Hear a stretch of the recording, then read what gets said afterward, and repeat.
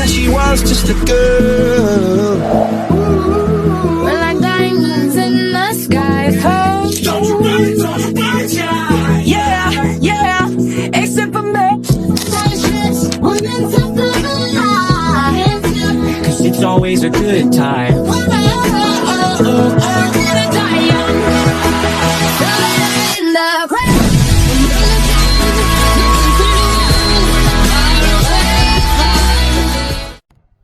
Ketika kita mendengar nama Medan, mungkin yang terbayang adalah hiruk-pikuk kota metropolitan di Sumatera Utara.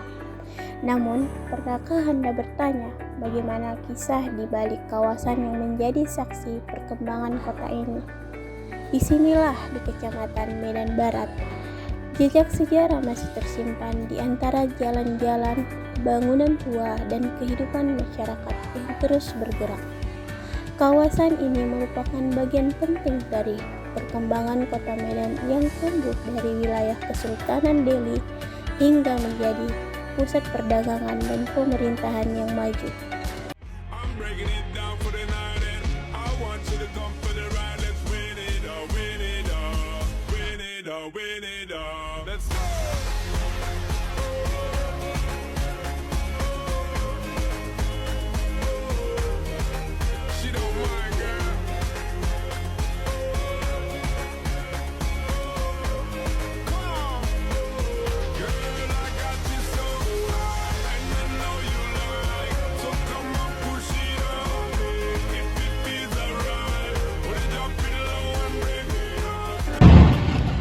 Baik, halo semua, perkenalkan kami dari kelompok 2 atau kuliah PKL atau Praktik Kerja Lapangan.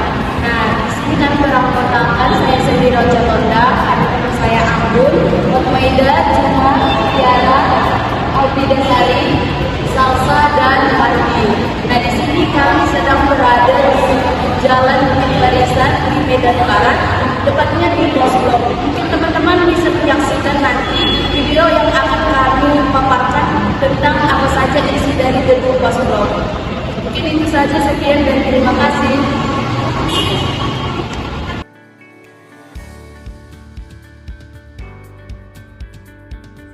Kantor Pos Medan merupakan salah satu bangunan bersejarah yang menjadi saksi perkembangan kota Medan. Gedung ini mulai dibangun pada tahun 1909 dan selesai pada tahun 1911 pada masa pemerintahan kolonial Belanda. Bangunan ini dirancang oleh arsitek S. Nuuf dari Departemen Pekerjaan Umum Belanda atau Burgerlijke Openbouwwerken atau BOW. Pada masa kolonial, kantor Pos Medan memiliki peran penting sebagai pusat komunikasi dan pengiriman. Gedung ini digunakan untuk mengirim surat, paket, wesel, koran, serta berbagai dokumen antara Medan, daerah lain di Hindia Belanda hingga ke Eropa. Nah, keberadaan kantor Pos Medan sangat mendukung perkembangan ekonomi Medan yang saat itu berkembang sebagai kota perdagangan, terutama karena industri perkebunan tembakau Delhi. Saat ini, kantor Pos Medan tidak hanya dikenal sebagai tempat pelayanan pos, tetapi juga menjadi bagian dari upaya pelestarian bangunan bersejarah gedung ini. Dikembangkan menjadi Pos Blok Medan, yaitu ruang kreatif dan tempat berkumpul masyarakat yang berisi kegiatan ekonomi kreatif, kuliner, serta ruang publik. Walaupun kantor Pos Medan atau Pos Blok telah mengalami perubahan fungsi mengikuti perkembangan zaman, jejak sejarahnya masih tetap dipertahankan. Bangunan yang terdiri sejak masa kolonial Belanda ini masih menyimpan beberapa koleksi benda pos lama yang menggambarkan aktivitas pelayanan pos pada masa lalu.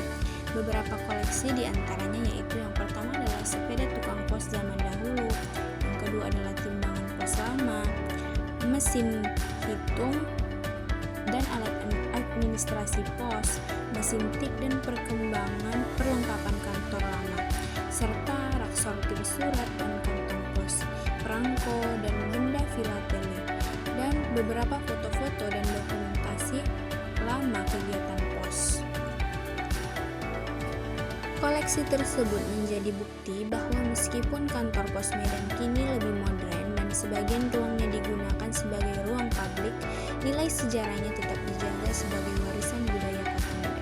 Baiklah, saat ini kami sedang berada di salah satu gedung bersejarah yaitu WRNIS yang berada di Kota Medan Barat.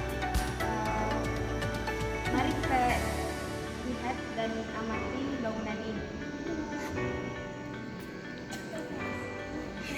Gedung WRNIS merupakan gedung yang bersejarah dalam perkembangan peradaban di pusat Kota Medan yang kita kenal saat ini. Gedung WRNIS awalnya merupakan milik perusahaan bernama NV Hutenbach asal Belanda. Pihak perusahaan kemudian meminta J. Bos, arsitek ternama berkebangsaan Jerman, untuk merancang bangunan tersebut dan mulai dikerjakan pada 1916. Nah, gedung tersebut kemudian diresmikan oleh wali kota Medan pertama yaitu Daniel Barenmaky pada 1919. Desain gedung tersebut seperti bangunan Eropa di masa itu. Terdapat pilar-pilar besar berjajar di sisi bangunan dengan pintu masuk berada di bagian sudut. Gedung WRNIS memiliki 2 lantai dan jendela dengan ukuran besar banyak terdapat di bangunan tersebut. Nah, keberadaan WRNIS menjadi bukti bahwa perdagangan dan perekonomian di Medan saat itu berkembang pesat. Saat itu WRNIS berjaya sebagai supermarket terlama 23 tahun. Nah, kejayaan supermarket tersebut runtuh usai Jepang menaklukkan Belanda pada 1942. Nah, supermarket tersebut akhirnya berhenti beroperasi setelah Jepang berkuasa di Indonesia saat itu. Hingga Indonesia merdeka 1945, WRNIS tetap tidak beroperasi lagi. Nah, di tahun 1970-an, gedung WRNIS diaktifkan kembali sebagai supermarket. Namun hal itu tidak berlangsung lama. Setelah itu, gedung WRNIS juga pernah dijadikan sebagai kantor pemerintahan. Nah, gedung WRNIS juga pernah dijadikan sebagai kantor dinas pendidikan dan dinas tenaga kerja. Nah, gedung WRNIS tersendiri saat ini ditetapkan pemerintah sebagai cagar budaya Pemko Medan dan direvitalisasi dan dapat kita lihat perubahannya saat ini. Nah, revitalisasi bangunan cagar budaya tersebut menghabiskan biaya sekitar 34 juta. Revitalisasi tersebut dikerjakan dengan skema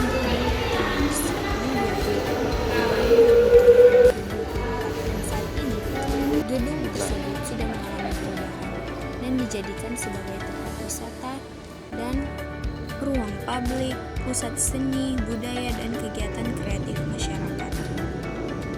Banyak bangunan bersejarah terdapat di Kota Medan, Sumatera Utara. Salah satu di antaranya adalah Gedung London Sumatera atau disingkat dengan Lonsum. Gedung ini memiliki ciri khas tersendiri. Melihat gedung ini serasa ada tikar setengah berada di benua Eropa. Dilansir dari situs Dinas Pariwisata Kota Medan, gedung bersejarah ini letaknya berada di Jalan Ahmad Yani, Kota Medan. Lonsum merupakan gedung bertingkat yang pertama kali memiliki lift di Kota Medan, Sumatera Utara dan bahkan di Pulau Sumatera. Teknologi lift di gedung berlantai 5 ini dapat memudahkan setiap orang untuk naik turun gedung yang mulai dioperasikan pada tahun 1906 bersamaan dengan lahirnya Ratu Juliana Royal Dutch Family. Pemilik gedung Lonsum sendiri adalah perusahaan perkebunan karet Inggris Harrisons dan Crowfield dan berlagut di bidang importir teh dan kopi. Setelah gedung ini dijual kepada pemerintah Belanda, namanya diubah sesuai nama putri Belanda menjadi Juliana Building. Lalu setelah era kemerdekaan, kepemilikan gedung Lonsum beralih ke tangan Indonesia. Gedung tersebut berganti nama menjadi PT PP London Sumatera dan masih bernama seperti itu sampai saat ini. Baiklah, saat ini kami sedang berada di salah satu monumen bersejarah yang menjadi ikonik Kota Medan, yaitu Lapangan Merdeka. Ini adalah lapangan bersejarah yang ada sejak zaman kolonial Belanda. Lapangan Merdeka Medan merupakan salah satu ruang terbuka bersejarah yang memiliki peran penting dalam perkembangan kota Medan. Berlokasi di pusat kota, lapangan ini telah menjadi bagian dari perjuangan sejarah Medan sejak akhir abad ke-19. Awalnya, kawasan ini tersebut merupakan bagian dari wilayah yang berkembang seiring kemajuan industri perkebunan di Sumatera Timur. Pada masa kolonial Belanda, lapangan ini dikenal dengan nama Espande yang difungsikan sebagai pusat kegiatan masyarakat serta ruang terbuka kota. Ketika Jepang menduduki Indonesia, nama lapangan ini berubah menjadi Farukaido. Setelah proklamasi kemerdekaan Indonesia, lapangan ini menjadi tempat perkumpulan masyarakat untuk mendengarkan berita kemerdekaan dan berbagai kegiatan perjuangan. Pada tanggal 9 Oktober 1945, namanya resmi diubah menjadi Lapangan Merdeka yang mencerminkan semangat kemerdekaan bangsa Indonesia. Seiring berkembangnya kota Medan, Lapangan Merdeka terus menjadi pusat berbagai aktivitas sosial, budaya, olahraga, dan kegiatan masyarakat lainnya. Keberadaan yang dikelilingi bangunan-bangunan sejarah seperti kantor pos besar Medan dan stasiun Medan menjadikan kawasan ini memiliki nilai bersejarah yang tinggi. Saat ini melalui berbagai upaya rehabilitasi, Lapangan Merdeka tetap bertahan sebagai ruang terbuka hijau sekaligus warisan sejarah yang menjadi salah satu ikon kota Medan. Dengan demikian, Lapangan Merdeka tidak hanya berfungsi sebagai tempat rekreasi, tetapi juga sebagai pengingat perjalanan panjang sejarah perkembangan kota Medan dari masa ke masa.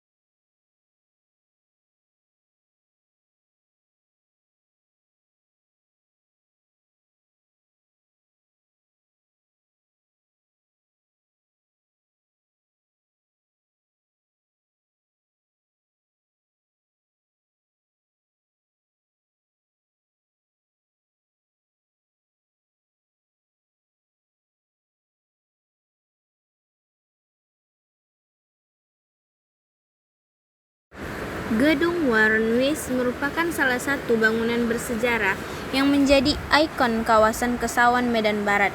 Bangunan ini dirancang oleh arsitek Jerman J. Bos dan mulai dibangun pada tahun 1918.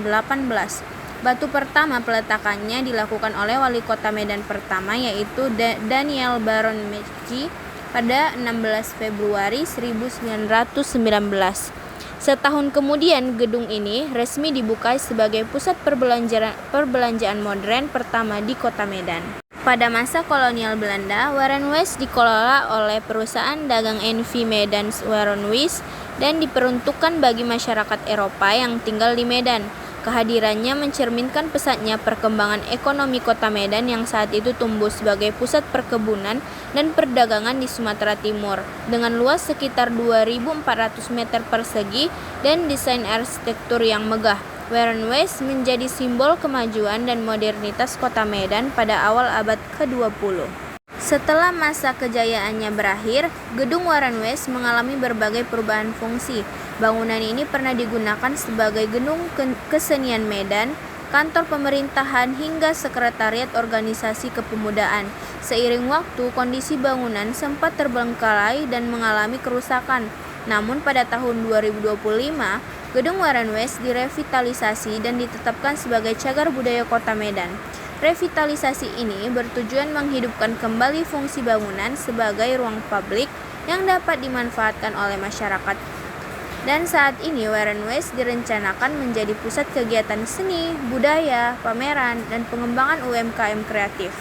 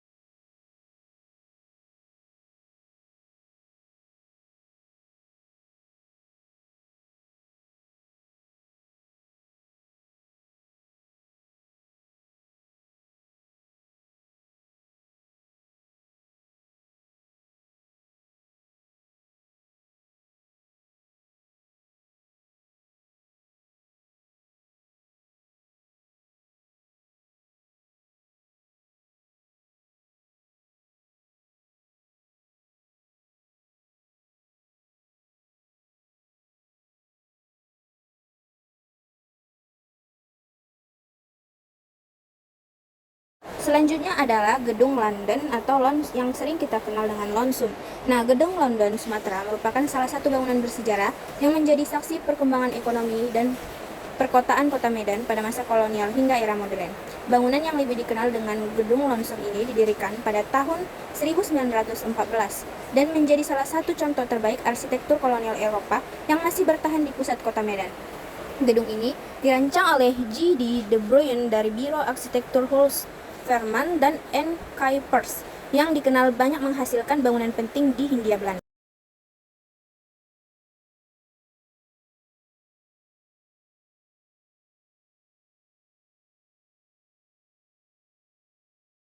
Pembangunan Gedung Lonsum berlangsung pada masa kejayaan industri perkebunan di Sumatera Timur.